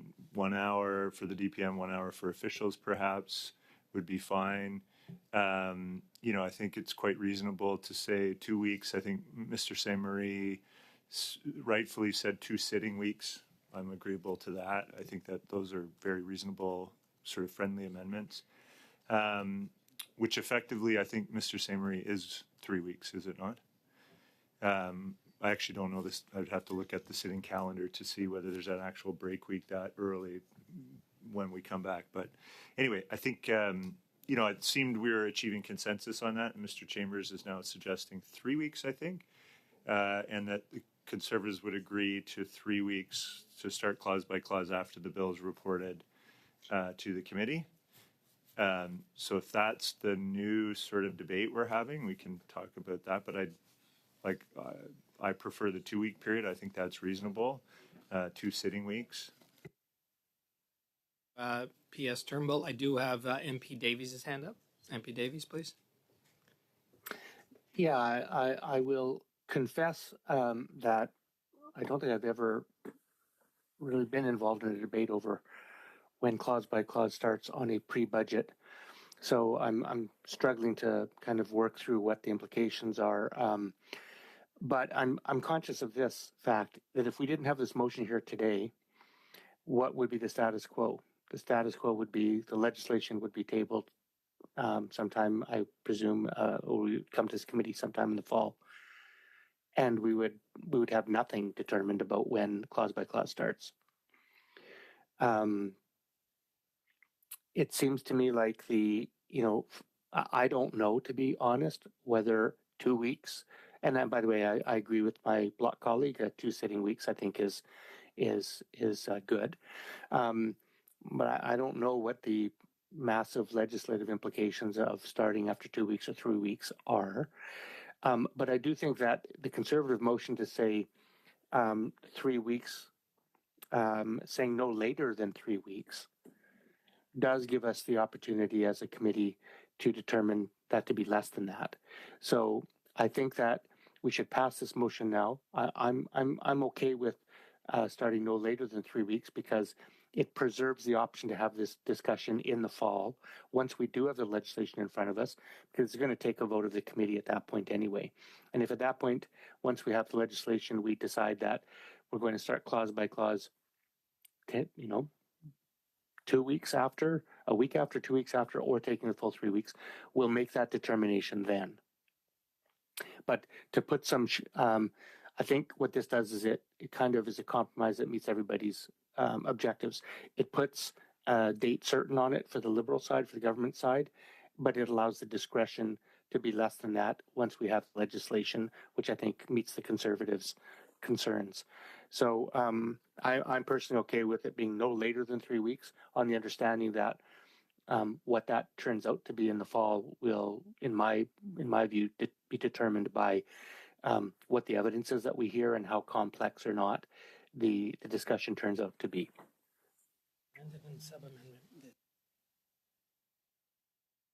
Thank you, MP Davies. Is that the discussion? Okay, PS Turnbull. I'll just say that I think Mr. Davies is very reasonable in his assessment, and yeah, if the committee can come to consensus on no later than 3 weeks, then I think that's fine. Oh, now you've changed it again. We know how this works. Months, actually. The Conservative negotiation, the goalposts keep moving. So have we achieved consensus, Chair? Because it seems like we probably did, yeah.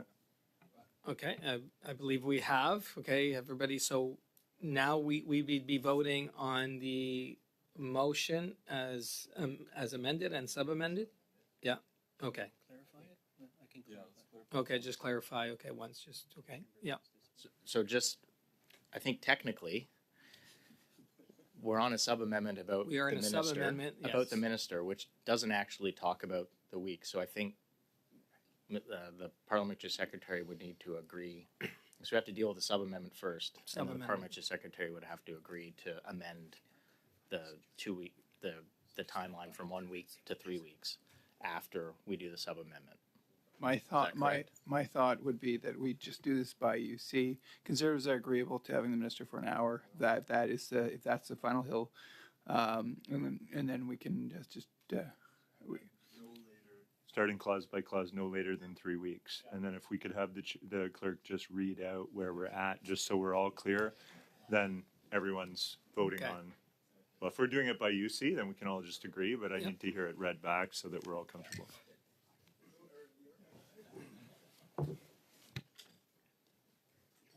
Yeah, go ahead. Yeah, thank you. I'll now read the motion as agreed to. That the committee hold no less than 4 meetings devoted to a pre-study on the Ways and Means motion introduced in the House of Commons on June 10th, 2024. That at least 1 meeting be held prior to June 25th, 2024. That witnesses may be submitted by each party prior to Friday at 5 p.m. That this study takes priority over any other study in the fall. That all evidence gained in this study be taken into consideration during the study of the capital gains legislation once referred by the House of Commons. That clause by clause of the capital gains bill start 3 weeks after the bill is officially referred to the Finance Committee by the House of Commons, and that the Minister of Finance and Deputy Prime Minister be invited to appear for 1 hour during this pre-study. member, I do have a hand up, MP Chambers. Just so that we were being fair, I believe we would say no later than 3 weeks in case there is an opportunity to do it sooner. That would give that possibility, right? Yeah. So it's no later than 3 weeks. You are correct. Okay. Thank you. I think when it was read back, that no later than was not included.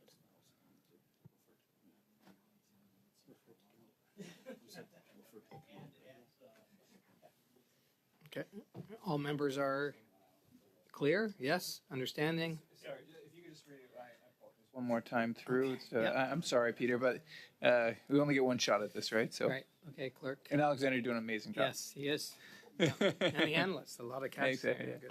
My pleasure to help, and the interpreters as well. And the interpreters, yes.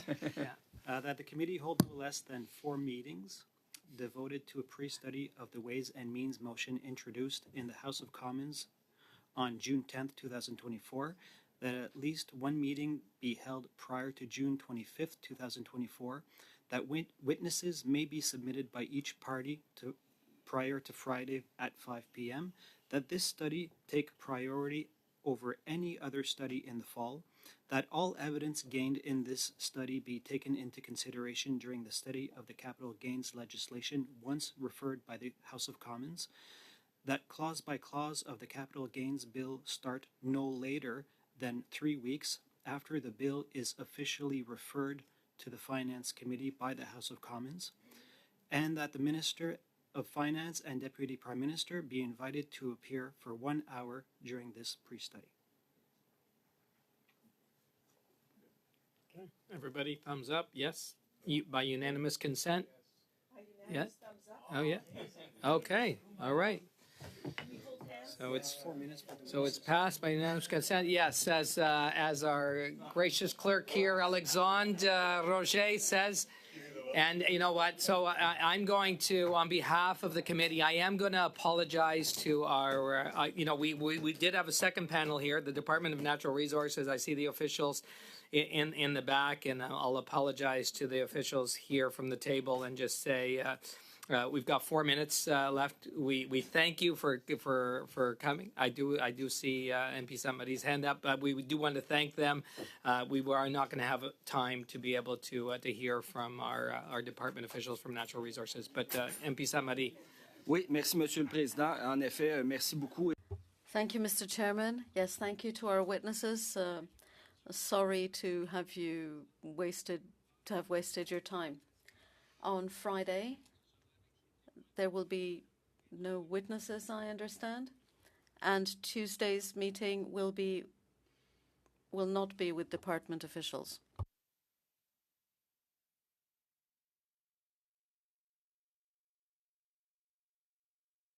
Meeting on Tuesday or?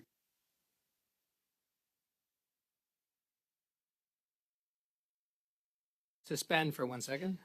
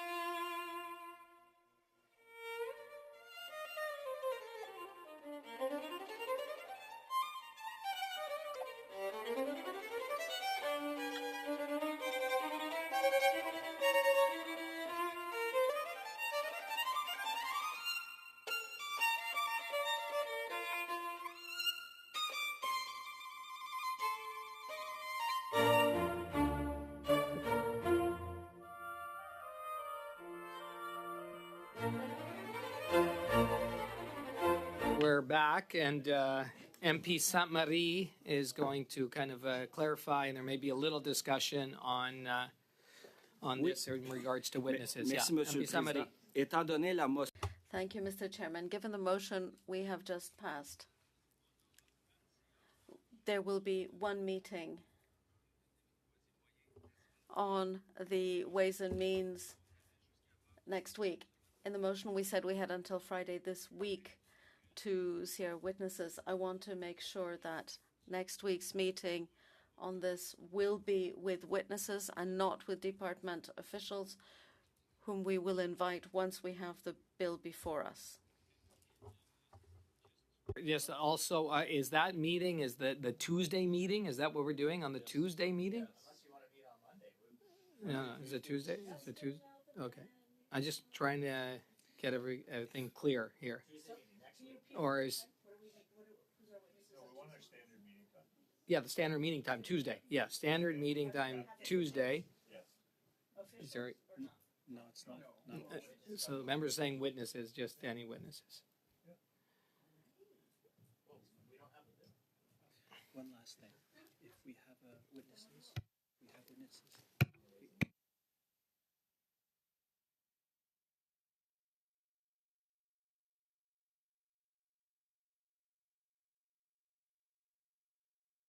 We like to do that. Members, just be aware that we are putting the clerk and the hardworking team here in kind of a mission impossible sometimes to be able to get those witnesses and everything ready for the Tuesday. That is the challenge. I know, but yeah, listen. You know what? Alexandre does go above and beyond, but it is, yes. It is a big challenge, you know, where we are right now, and to be able to do that from getting the names on Friday and then trying to get people here by Tuesday, next week. Yeah, MP Chambers. In order, I very much appreciate the work that goes into setting up witnesses. Perhaps what we would be able to do as parties would be to do our best efforts to ensure that witnesses that are proposed have already been contacted by us, such that those that have been submitted are aware as early as of today when the meeting would be, and that what might make the scheduling a little bit easier. If that's helpful, we'd be happy to do that. 100% helpful to the clerk and everybody that will be trying to corral those witnesses and to making sure that they're ready for Tuesday. Okay. So what Mr. Chambers just said is that we should reach out to our own witnesses? I think that's no. So you would not. submit those, but you would reach out to them in advance on your own, and then so when Alexandre makes sure that he has the right contact information, that they are set up, etc., and so that things can be more seamless. The only other option is to start this on the Thursday. And do something else on the Tuesday, which would give the clerk some reasonable time frame to actually be able to invite witnesses. That's the only other thing I could think of. I know that probably isn't a popular suggestion, but yeah, if that's necessary, I'm happy to do that. Okay, so that was another suggestion on the Thursday instead of the Tuesday. MP Chambers. We would very much agree to that, but if the House rises, the expectation would be we'll still have the meeting on Thursday. So that would be the expectation on our side, because the motion does say before June 25th, right? So so leave that up to the committee to consider. I mean, we'll do what we can to make sure our witnesses are available for Tuesday. Okay, so where are we landing here, members? I'm just trying to to help. But I think we can. Tuesday? We can make it happen. Okay. Okay.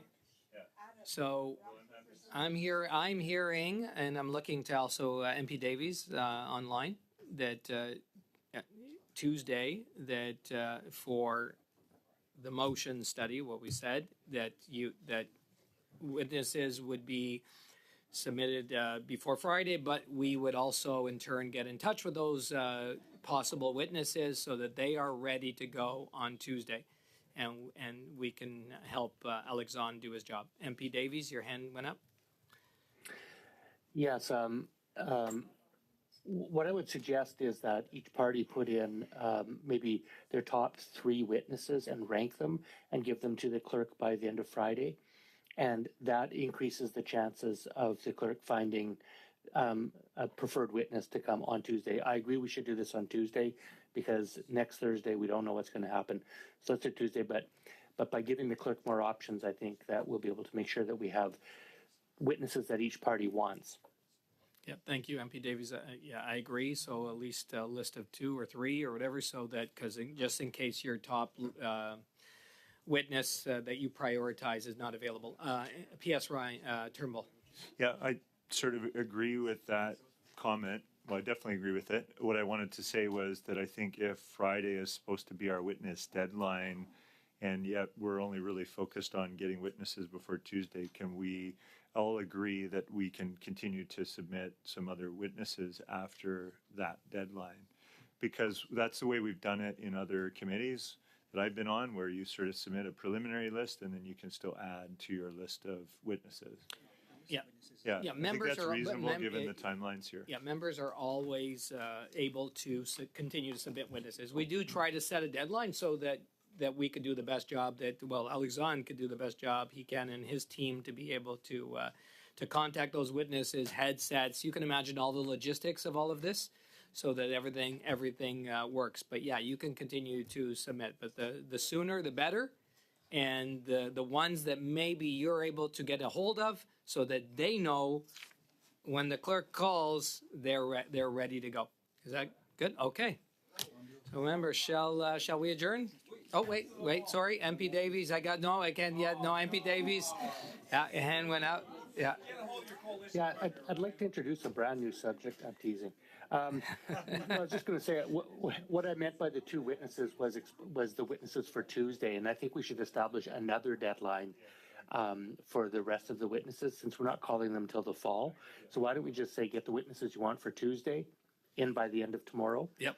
Rank them, and then Chair, at your discretion, why don't you set a further deadline for 3 weeks from now, a month from now, That sounds great. September, for the rest of the witnesses. Okay, everybody's in agreement. Yeah, thank you, MP Davies. Great suggestion. Okay, members, so shall we adjourn? Yes, we're adjourned. Good.